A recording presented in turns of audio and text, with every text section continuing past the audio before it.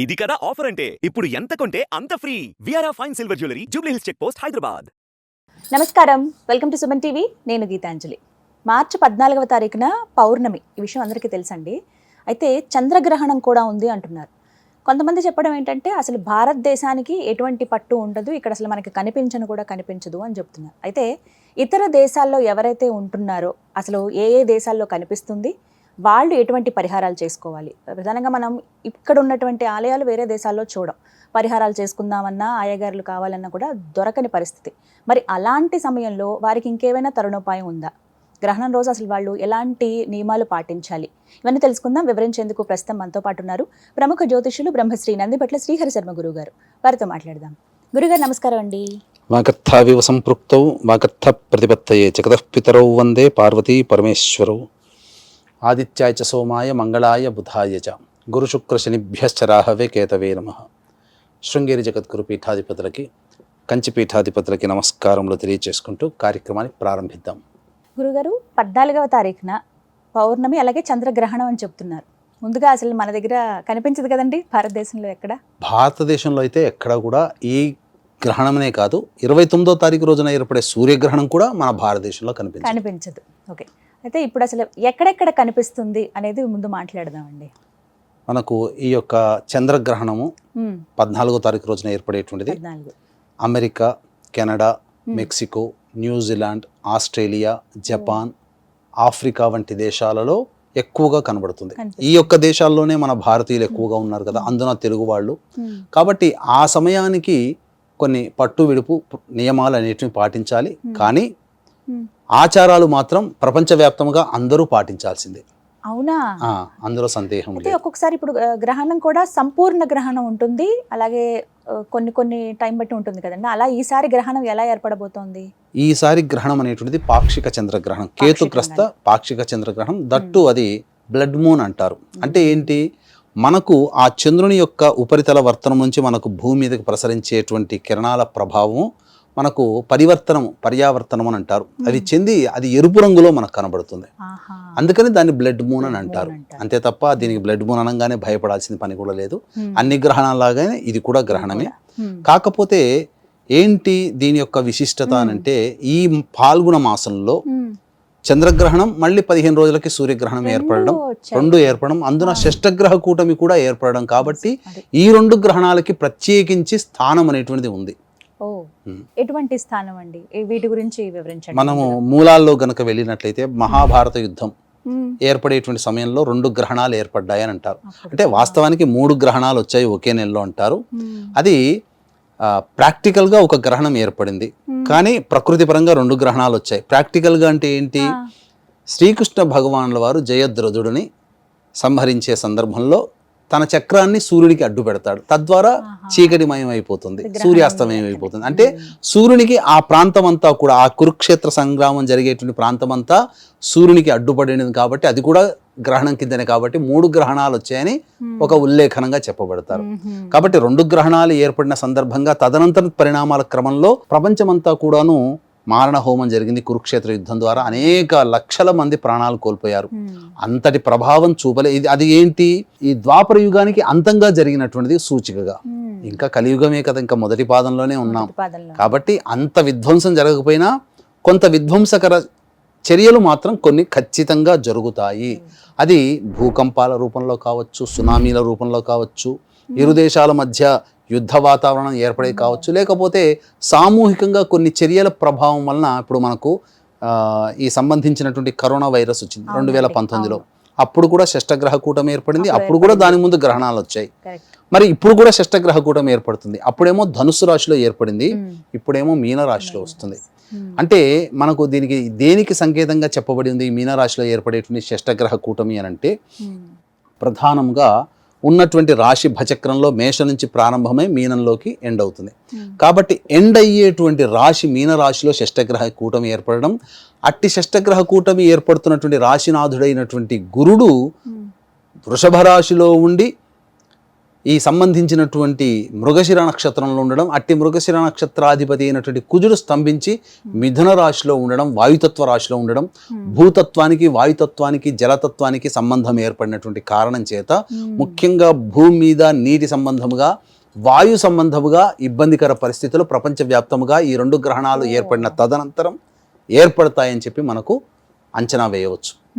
కాబట్టి ఖచ్చితంగా భూకంపనలు కానీ సునామీలు కానీ లేదా వైరస్ల ప్రభావం మళ్ళీ ఎక్కువగా ఏర్పడడం కానీ జరుగుతుంది. తద్వారా వైరస్ వల్ల వచ్చేటువంటిది అధిక ఉష్ణోగ్రతతో కూడుకున్నటువంటి భూ వాతావరణం ఏర్పడుతుంది. అంటే ఈ భూమిలో వేడి గాలులు ఎక్కువగా వీచడం కానీ లేదా వైరస్లు ఏర్పడి తద్వారా ఇబ్బందికర పరిస్థితులు కానీ ఏర్పడతాయి. అయితే ఈ గ్రహణం అనేటువంటిది మన భారతదేశంలో కనిపించదు. అంటే నియమాలు పాటించాల్సి, పట్టు విడపు, ఇల్లు తుడుచుకోవడాలు, కడుక్కోవడాలు, ఆహార పదార్థాల్లో దర్భపుల్లలు వేసుకోవడం, ఇవన్నీ మనం చేయనవసరం లేకపోయినప్పటికీ కూడా ఇది ప్రపంచంలో ఏర్పడుతున్నటువంటి గ్రహణం. దానికి విక్టింగా మనం ఈ యొక్క ప్రపంచవ్యాప్తంగా ఉన్నటువంటి ప్రతి జీవజాతి కూడా దీనికి విక్టిమే. కాబట్టి ఈ అందరూ కూడా నియమాలు పాటించాలమ్మా. ఈ కన్యా రాశిలో ఏర్పడుతున్నటువంటి చంద్రగ్రహణ ప్రభావాన్ని అనుసరించి ఇప్పుడు ఇంతకుముందు చెప్పినటువంటి దేశాలలో వాళ్లే కాకుండా ప్రపంచవ్యాప్తముగా కొన్ని రాశుల్లో జన్మించినటువంటి వాళ్ళకి మాత్రం కొన్ని రకాలైనటువంటి సమస్యలు భవిష్యత్తులో ఉత్పన్నమవుతాయి. అందులో ప్రధానంగా కన్యా రాశిలో ఈ యొక్క చంద్రగ్రహణం ఏర్పడుతుంది కాబట్టి ముఖ్యంగా శుభం జరిగేటువంటి రాశుల గురించి మనం తెలియజేద్దాం. ముఖ్యంగా మేషరాశిలో జన్మించినటువంటి వారికి ప్రధానంగా శత్రుంజయము, న్యాయవాద సంబంధించినటువంటి సమస్యల్లో కానీ, ఆస్తి తగాదాల్లో కానీ, లేకపోతే ఇతరత్ర అనారోగ్యం నుంచి బయటపడడం కానీ మంచి శుభ లక్షణాలు కలుగుతాయి. ఉద్యోగ సంబంధముగా వాళ్ళు పోటీతత్వంతో మంచిగా ఉంటారు. పోటీ పరీక్షలు రాసే వాళ్ళకి మంచి విజయం లభిస్తుంది. మేషరాశిలో జన్మించినటువంటి వారికి చెప్పవచ్చు. ఇక కర్కాటక రాశిలో జన్మించినటువంటి వారికి ఇతరుల యొక్క సహాయ సహకారాలు ఆగిపోయి ఉంటాయి కదా ఇప్పటి వరకు. కాబట్టి అవన్నీ కూడా సహాయ సహకారాలతో పనులని పూర్తి చేసుకుంటారు. సోదర సోదరి మధ్య ఉన్నటువంటి ఇబ్బందులు తొలగిపోయి ఒకటవుతారు. అలాగే గొప్ప వ్యక్తులు పరిచయ ప్రభావాలు అవుతాయి. తద్వారా భవిష్యత్తు భావి జీవితం చాలా చక్కగా ఉంటుంది. అన్ని రకాలుగా అవసరాలకి తగ్గట్టుగా సహాయ సహకారాలు కర్కాటక రాశిలో జన్మించినటువంటి వారికి ఏర్పడతాయి. అలాగే వృశ్చిక రాశిలో జన్మించినటువంటి వారికి అన్ని రకాలుగా లాభదాయకమైనటువంటి పరిస్థితి ఉంటుంది. ఏ వృత్తి ఉద్యోగ వ్యాపారాల్లో ఉన్నటువంటి వాళ్ళకైనా కానీ శుభాలు ఎక్కువగా జరుగుతాయి. ముఖ్యంగా ధనపరమైనటువంటి సమస్యలు చాలా మటుకు తీరుతాయి. లాభాల బాటలో ఉంటారని చెప్పవచ్చు. ఈ యొక్క మేషరాశి, కర్కాటక రాశి, వృశ్చిక రాశికి తప్ప మిగతా వృషభ, మిథున, సింహ, కన్య, తుల, ధనుస్సు, మకర, కుంభ, మీన రాశుల్లో జన్మించినటువంటి వారికి మాత్రం సమస్యలు అనేటువంటివి ఉత్పన్నమవుతాయి. మన భారతదేశంలో కనిపించకపోయినా ఈ యొక్క రాశుల్లో జన్మించినటువంటి వారికి మాత్రం కొన్ని సమస్యలు ఈ యొక్క గ్రహణ ప్రభావము ఒక్క కనిపించే దేశాలకు సంబంధించింది కాదు, ప్రపంచానికి సంబంధించింది. ఆ ప్రపంచంలో మనము కూడా ఒక భాగస్థులం కాబట్టి ఈ రాశుల్లో జన్మించినటువంటి వారికి అనగా ఈ వృషభ, మిథున, సింహ, కన్య, తుల, ధనుస్సు, మకర, కుంభ, మీన రాశుల్లో జన్మించినటువంటి వారికి ఈ యొక్క సమస్యల ప్రభావం ఉంటాయి. అవి ఏ రకంగా ఉంటాయి అని అంటే ముఖ్యంగా వృషభ రాశి నుంచి మొదలు పెడదామమ్మా. వృషభ రాశిలో జన్మించినటువంటి వారికి సంతానపరంగా ఇబ్బందులు ఎదుర్కోవడం, సంతానం కోసం ఎదురు చూసేటువంటి వాళ్ళకి కొంత నిరాశ అనేటువంటిది ఏర్పడడం, కొంతమంది ఆడవాళ్ళకి మిస్క్యారీస్ అవుతూ ఉండడం, ఇవి జరగవచ్చు. లేదా సంతానానికి ఏవైనా హార్మ్ఫుల్ సంఘటనలు జరిగే అవకాశాలు వృషభ రాశిలో జన్మించినటువంటి వారికి ఉంటాయి. అలాగే సంతానం అభివృద్ధి చెందలేకపోవడం కానీ, ఉద్యోగంలో కానీ స్థిరపడలేకపోవడం కానీ, అలాగే సంతానం కోసం అనగా వృషభ రాశిలో జన్మించినటువంటి తల్లిదండ్రులు తమ పిల్లల పెళ్లి ప్రయత్నాలు చేస్తుంటారు. అవి కొన్ని విఫలం అవ్వడం అనేటువంటిది ఈ చెప్పుకోబోయేటువంటి ఏ రాశుల వారికి జరిగేటువంటి అశుభ పరిణామాలు ఉంటాయి. అవన్నీ గ్రహణ తదనంతరం ఒక మండలం రోజుల నుంచి 60 రోజుల వరకు ఏర్పడే సంఘటనలుగా చెప్పుకోవచ్చమ్మా. కాబట్టి ముఖ్యంగా మిథున రాశిలో వారికి జన్మించినటువంటి వారికి అయితే అర్ధాష్టమ సమయంలో ఈ యొక్క గ్రహణం ఏర్పడుతుంది. కాబట్టి ముఖ్యంగా ఈ సంబంధించినటువంటి గృహపరమైనటువంటి చిక్కులు పెరుగుతాయి. అంటే లోన్ల కోసం ఎదురు చూస్తుంటారు, అవి ఆగిపోవడం కానీ, లేకపోతే గృహ కొనుగోలు చేసుకునే విషయంలో కానీ, అమ్మకాలు జరిపే విషయంలో కానీ నష్టపోవడం కానీ, వాహనం మార్పులు చేర్పులు జరుగుతాయి, కొన్ని ఇబ్బందులు ఎదుర్కొంటారు. వాహన ప్రమాదాలు చోటు చేసుకునే అవకాశం ఉంది కాబట్టి జాగ్రత్తలు పాటించండి. ముఖ్యంగా తల్లిగారి ఆరోగ్యం పట్ల శ్రద్ధ వహించాలి. ముఖ్యంగా ఫిక్స్డ్గా పెట్టుకున్నటువంటి అసెట్స్ ఏవైతే ఉంటాయో లేదా ఫిక్స్డ్గా పెట్టుకున్నటువంటి డబ్బు ఏదైతే ఉంటుందో అవి లిక్విడేట్ అయ్యేటువంటి అవకాశాలు గోచరమవుతున్నాయి. ఇది చెప్పవచ్చు. ఇక సింహరాశిలో జన్మించినటువంటి వారికి ప్రధానంగా కుటుంబపరమైనటువంటి చిక్కులు, సమస్యలు పెరగడము, ధనము ఎక్కువగా ఖర్చు అవ్వడం అనేటువంటిది జరుగుతుంది. అంతేకాకుండా ఈ సింహరాశిలో జన్మించినటువంటి వారికి వాళ్ళ మాట తీరు వల్లనే వాళ్ళకి ఎక్కువగా శత్రుత్వాలు పెరుగుతాయి. కాబట్టి వాక్కుని అదుపులో ఉంచుకోవాల్సినటువంటి పరిస్థితి. ఇక కన్యా రాశి వారికి విషయానికి వచ్చేసరికి కన్యా రాశిలోనే ఈ యొక్క గ్రహణం ఏర్పడుతుంది. కాబట్టి ముఖ్యంగా కన్యా రాశిలో జన్మించినటువంటి వాళ్ళు చాలా విధి విధానాలు చాలా పాటించాలి. ఇబ్బందికర పరిస్థితులు ఎదురవుతాయి, ప్రతి పనిలో ఆటంకాలు ఎదురవుతాయి. అలాగే ముఖ్యంగా ఏ పని చేయాలన్నా సంతోషము సంతృప్తి ఉండకపోవడము, ప్రతిదీ ఆలస్యం అవుతుండడం జరుగుతుంది, ఇది చెప్పవచ్చు. ఇక తులారాశిలో జన్మించినటువంటి వారికి అయితే ప్రధానంగా ఖర్చులు ఎక్కువగా అవుతాయని చెప్పవచ్చు.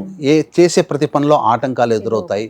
నిద్ర సరిగ్గా పట్టనటువంటి ఇబ్బందికర పరిస్థితులు, భయంతో కూడుకున్నటువంటి జీవన విధానం తులారాశిలో జన్మించినటువంటి వారికి వస్తుంది. అలాగే ఇప్పుడు చెప్పినటువంటి వృషభ, మిథున, సింహ, కన్య, తుల, ధనస్సు, మకర, కుంభ, మీన రాశిలో జన్మించినటువంటి వారికి ఈ గ్రహణ సందర్భంగా 14వ తారీఖు రోజున ఉదయం 9 గంటలకి మా పీఠం ఆధ్వర్యంలో ఈ గ్రహణ దోష నివారణ పూజలు, హోమాలు, ఆర్థిక పరంగా, వివాహపరంగా, సంతానపరంగా ఉన్నటువంటి సమస్యల నివారణకి సంబంధించినటువంటి హోమాది కార్యక్రమాలు పర్ హెడ్ 2100 రూపాయలకి చేయించడం జరుగుతుంది. అవకాశం ఉన్న వాళ్ళు కార్యక్రమ తదనంతరం కాంటాక్ట్ చేసి గోతనామాదులు నమోదు చేసుకోవచ్చు. ఇక ధనుస్సు రాశిలో జన్మించినటువంటి వారికమ్మ 10వ రాశిలో అనగా వృత్తి, ఉద్యోగ, వ్యాపార సంబంధించినటువంటి స్థానంలో గ్రహణం ఏర్పడుతుంది. కాబట్టి వృత్తి, ఉద్యోగ, వ్యాపారాల్లో ఉన్నటువంటి వాళ్ళకి వృత్తుల్లో ఆటంకాలు, సమస్యలు, ఉద్యోగంలో ఉద్యోగ నష్టములు కానీ, బలవంతంగా ఉద్యోగం మార్పు చేయాల్సినటువంటి పరిస్థితి కానీ, లేకపోతే ఇష్టం లేని ప్రాంతానికి బదిలీలు కానీ జరుగుతాయి. వ్యాపారం చేసుకునే వాళ్ళకైతే నష్టాలు పెరుగుతాయి, సమస్యలు ఇంకా అధికమవుతాయి, కింది వాళ్ళు సహకరించకపోవడం. ఇక మకర రాశిలో జన్మించినటువంటి వారికైతే ప్రధానంగా తండ్రి గారి ఆరోగ్యం పట్ల శ్రద్ధ వహించాలి. ఆస్తి వివాదాలు, కోర్టు సమస్యలు, కోర్టు గడప ఎక్కాల్సినటువంటి పరిస్థితులు ఎదురయ్యే అవకాశం ఉంటుంది. ఇక కుంభరాశిలో జన్మించినటువంటి వారికైతే అనారోగ్య సమస్యలు పెరుగుతాయి. అలాగే ప్రతి దాంట్లో నష్టం వచ్చే అవకాశం ఉంటుంది. ఇప్పటికే ఈ గ్రహణానికి సంబంధించి కొన్ని రోజుల ముందుగా ఎవరికైతే డబ్బులు అప్పు ఇచ్చి ఉంటారో అవి తిరిగి రాకుండా ఉంటాయి, జరిగే అవకాశాలు ఉంటాయి, రాని బాకీలుగా మారిపోతాయి. మీన రాశిలో జన్మించినటువంటి వారికి ప్రధానంగా దాంపత్య సమస్యలు పెరుగుతాయి. భాగస్వామ్య వ్యాపారాలు చేసే వాళ్ళైతే భాగస్వామ్య పరంగా ఇబ్బందులు ఎదుర్కొంటారు. కాబట్టి ఇవన్నీ కూడా సమస్యలు. ఎవరితో కలిసి పని చేస్తుంటారో మీన రాశిలో జన్మించినటువంటి వారికి వారితో విభేదాలు పడకపోవడం లాంటివి జరుగుతాయి. మొత్తం మీద వృషభము, మిథునము, సింహము, కన్య, తుల, ధనుస్సు, మకర, కుంభ, మీన రాశిలో జన్మించినటువంటి వారికి మాత్రం ఈ సమస్యలు అనేటువంటి వస్తాయి. కాబట్టి ఈ సమస్యలకి ఖచ్చితంగా దేవతా సంబంధమైనటువంటి పరిహారాలు చేసుకోవాలమ్మా. అంటే ఈ ప్రభావాలు అంటే సుమారుగా నెల, 2 నెలల, 6 నెలల ఎలా ఉంటాయండి? ముఖ్యంగా తక్కువ కాకుండా 2 నెలల వరకు అయితే ఉంటాయి. ఇంకా మ్యాక్సిమం అంటే 2 నెలలు మించే ఉంటాయి. ఎందుకంటే 2 గ్రహణాలు వస్తున్నాయి. 2 గ్రహణాల్లో ఈ సంబంధించినటువంటి ఈ చెప్పినటువంటి రాశుల్లో ఎక్కువ రాశుల వాళ్ళు కూడా మళ్ళీ సూర్యగ్రహణానికి కూడా ప్రభావితం అవుతారు. కాబట్టి 2 గ్రహణాల ప్రభావము వెరసి ఎక్కువగా ఉంటుంది. అయితే ఇప్పుడు మిగతా దేశాల్లో కనిపిస్తుంది అన్నారు కదా, మన వాళ్ళు చాలా మంది అక్కడ ఉంటారండి. మరి వారు ఎటువంటి పరిహారాలు పాటించాలో తెలియచేయండి. నియమాలు ఏమన్నా ఉన్నాయా? మనకు ఒక్కొక్క టైం జోన్ ప్రకారం ఒక్కొక్క దేశంలో ఒక్కొక్క విధంగా ఉంటుంది. మన భారతదేశానికి ఆ టైం జోన్ కన్వర్ట్ చేసుకుంటే ఉజ్జాయింపుగా ఉదయం 14వ తారీఖు రోజున ఉదయం 10:36 నుంచి 2:30 వరకు మధ్యాహ్నం వరకు ఈ యొక్క పాక్షిక చంద్రగ్రహణ ప్రభావం ఉంటుంది. కాబట్టి ఎవరు ఏ దేశంలో చెప్పినటువంటి America, Canada, Mexico, Australia, New Zealand, south Africa, Japan వంటి దేశాల్లో ఉన్నటువంటి భారతీయులు ఎవరైతే ఉంటారో వాళ్ళు ఆ కంట్రీకి సంబంధించిన టైం జోన్లో అప్పుడు ఆ రోజున ఏ గ్రహణం ఎప్పుడు ప్రారంభమవుతుందో గూగుల్లో వెతికితే దొరుకుతుంది. ఆ సమయానికల్లా కూడా పట్టు స్నానం చేయడం, స్నానం ఆచరించిన తర్వాత చక్కగా ఆహార పదార్థాలు అన్నిట్లో కూడా దర్భపుల్లలు వేయడం, పట్టు స్నానం చేసి ఇష్టదేవత ఆరాధన. అక్కడ ఆ సమయంలో ఒకసారి, ఆ గ్రహణ సమయంలో ఒకసారి శివ అంటే మామూలు సమయంలో 1000 సార్లు శివ అంటే ఫలితం వస్తుంది. కాబట్టి ఒకసారి లలితా సహస్రనామ పారాయణం చేస్తే 1000 సార్లు లలితా సహస్రనామ పారాయణం చేసిన పుణ్యఫలం లభిస్తుంది. కాబట్టి ఆ టైం జోన్లో ఉన్నటువంటి వరకు కూడాను పట్టు నుంచి స్నానం ఆచరించి దేవత ఆరాధన చేసుకోవడం, దీపారాధన ఇంట్లో చేయవచ్చు, తప్పు లేదు. ఇక ముఖ్యంగా విడిచేటువంటి సమయం 10 నిమిషాలు ఉందనగా మళ్ళీ విడిచి స్నానం ఆచరించి ఇల్లంతా శుభ్రపరచుకోవడం అది చెయ్యాలి. చిత్రపటాలు, దేవతా పటాలు అవన్నీ తుడుచుకోవడం, ఇంటి సామాగ్రి ఇంటిని శుభ్రపరచుకోవాలి. ముఖ్యంగా ఈ గ్రహణాన్ని గర్భిణీ స్త్రీలు చూడకూడదు, చంటి పిల్లలు చూడకూడదు ముఖ్యంగా. ఎందుకనంటే ఆ యొక్క ప్రభావము ప్రపంచవ్యాప్తంగా చంద్రగ్రహణం మనకు చంద్రుడు సంపూర్ణంగా కనిపిస్తున్నప్పటికీ ప్రపంచవ్యాప్తంగా ఉన్నటువంటి బాలింతలకి ఇబ్బందులని చెప్పవచ్చమ్మా. కాబట్టి జాగ్రత్తలు పాటించాలి. ముఖ్యంగా దర్భలు గనక చేతిలో పెట్టుకున్నట్లయితే బాలింతలు లేదా వాళ్ళు ఉన్నటువంటి దుస్తుల్లో దర్భపుల్లని పెట్టుకుంటే ఆ గర్భానికి రక్షగా ఉంటుంది, అది మనం చెప్పవచ్చు. అది కాబట్టి అంతటి మహిమాన్వితమైనటువంటి గ్రహణం రోజున గర్భవతిగా ఉన్న వాళ్ళు నియమాలు పాటిస్తే కొన్ని మానసిక శారీరక లోపాలతో పిల్లలు జన్మించకుండా ఉంటుంది అని చెప్పవచ్చు. రక్షగా ఉంటుంది. దానాలు కూడా చేయాలని అంటారు. దానాలు కూడా చేయాలి. ఎలాంటి దానాలు చేయాలండి? అంటే ఈ దానాల విషయంలోకి వచ్చేసేసరికి కేవలం ఆ ప్రాంతంలో ఉన్నది కాబట్టి ఆ ప్రాంతం వాళ్ళైనా ఇక్కడి వాళ్ళు కూడా చేయొచ్చు. అంటే ఈ భారతదేశంలో ఉన్న వాళ్ళు కూడా ఏ ప్రాంతం వాళ్ళైనా చేయవచ్చునమ్మా. ఎందుకంటే గ్రహణం అనేటువంటిది చంద్రునికి సంబంధించింది. మనకు చంద్రుడు సంపూర్ణంగా కనబడతాడేమో, కానీ ఏదో ఒక చోట ఆ గ్రహణ ప్రభావం ఏర్పడుతుంది. ఇప్పుడు మనం గమనించుకున్నట్లయితే ఇక్కడ మన కుటుంబ సభ్యులే అనుకోండి, ఇక్కడ ఉన్నంత వరకు ఆనందంగా ఉంటారు, కానీ విదేశాల్లోకి వెళ్ళిన తర్వాత అయ్యో మనవాడు ఎలా ఉన్నాడో బెంగ పెట్టుకుంటారు కదా. వాళ్ళ కోసం ఇక్కడ పిల్లలు అక్కడ బాగుండాలని చెప్పి ఇక్కడ పూజలు చేయించట్లేదా? అట్లాగే అక్కడ గ్రహణం అక్కడ ఏర్పడుతుంది, ఇక్కడ మనకు కనబడుతుంది కదా, మన కంటికి మనకు మంచిగానే ఉంది కదా అనుకోవడం, మనం చేయకుండా ఉండడం తప్పమ్మా. కాబట్టి ఖచ్చితంగా వృషభ, మిథున, సింహ, కన్య, తుల, ధనస్సు, మకర, కుంభ, మీన రాశుల్లో జన్మించినటువంటి వారికి ఖచ్చితంగా ఉంటాయి. ఇది నా మాట కాదమ్మా, శాస్త్రం ప్రకారం. ఇక్కడ చాలా మంది కొంత అజ్ఞానము, పొరపాటు, నియమాలు పాటించాల్సిన అవసరం లేదు. పట్టు విడుపు స్నానాలు, కడుక్కోవడాలి, గుళ్ళు పోకుండా ఉండడాలి, ఇవన్నీ ఉండవు. కానీ ఆచారాలు పరిహారాలు పాటించుకోవాలి. ఆచారం వేరు, నియమాలు వేరు. కాబట్టి దానాది కార్యక్రమాలు ఏంటంటే వెండి సర్పబింబము, వెండి చంద్రబింబము, బియ్యము, తెల్లటి వస్త్రము, ఇవన్నీ కూడా బ్రాహ్మడికి విడుపు స్నానం అయిన తర్వాత గ్రహణ దోష నివారణార్థం అని చెప్పి ఆయా రాష్ట్ర వాళ్ళు చెప్పుకొని సంకల్పం చెప్పుకొని వదిలేస్తే ఆ బ్రాహ్మడికి ఇచ్చేసి సరిపోతుంది. ఒకవేళ అక్కడ వాళ్ళకి అందుబాటులో ఎవరు లేరనుకోండి, బ్రాహ్మణులు ఎవరు, అప్పుడు బ్రాహ్మణులు లేనప్పుడు ఆ రోజున గ్రహణం అయిపోగానే ఈ యొక్క పదార్థాలన్నీ తీసుకుని వచ్చి, ఎప్పుడైతే అందరూ ఏదో ఒక రోజులో వారంలో ఒకసారి దేవాలయానికి వెళ్తారు కదా, మన దగ్గర వెళ్ళకపోయినా విదేశాల వాళ్ళు ఖచ్చితంగా వెళ్తారు వీకెండ్లో. కాబట్టి ఖచ్చితంగా అప్పుడు వెళ్ళినప్పుడు ఆ సందర్భంగా చేసుకుంటే మంచిది. మరీ ముఖ్యంగా ఇక్కడున్న వాళ్ళు కూడా ఆ రోజున ఉత్తర నక్షత్రము శుక్రవారం కూడా అయింది కాబట్టి చక్కగా అమ్మవారి ఆరాధన చేసుకుంటే చాలా మంచిదమ్మా. ఇప్పుడు ఈ దానం కూడా ఇక్కడ ఉన్న వాళ్ళు ప్రత్యేకించి 10 గంటల నుంచి 2 గంటల లోపు ఇవ్వాలి, అంతే కదండి? ఇస్తే సరిపోతుంది. అంటే గ్రహణం టైం కదా, అప్పుడే గ్రహణ టైం ఇవ్వచ్చమ్మా. లేదా సాయంకాలం ప్రదోష కాలం కన్నా వెళ్ళి దేవాలయంలో ఇచ్చినా సరిపోతుంది. మొత్తం మీద రాశుల వారి పైన అయితే కొంత ఎఫెక్ట్ ఉంది, ఖచ్చితంగా ఉంటుంది ఇందులో. ఎందుకనంటే ఈ రాశులు చెప్పబడిన రాశులే కూడా 29వ తారీఖు రోజున 28, 29, 30 3 రోజుల్లో షష్టగ్రహ కూటమి, 29వ తారీఖు రోజున సూర్యగ్రహణం.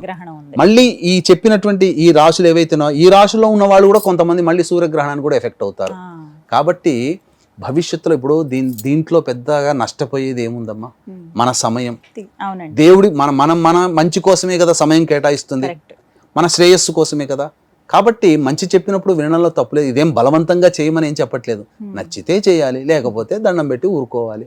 ఆకలిస్తే తింటాం, కానీ ఆ టైం అయింది కదా 2 గంటలకని చెప్పి మాత్రలు వేసుకున్నంత టెన్షన్గా ఆకలి లేకపోయినా తినలేం కదా. అట్లాగే ఇష్టం ఉన్న వాళ్ళు పాటిస్తారు, నచ్చని వాళ్ళు పాటించకుండా ఉంటే మంచిది.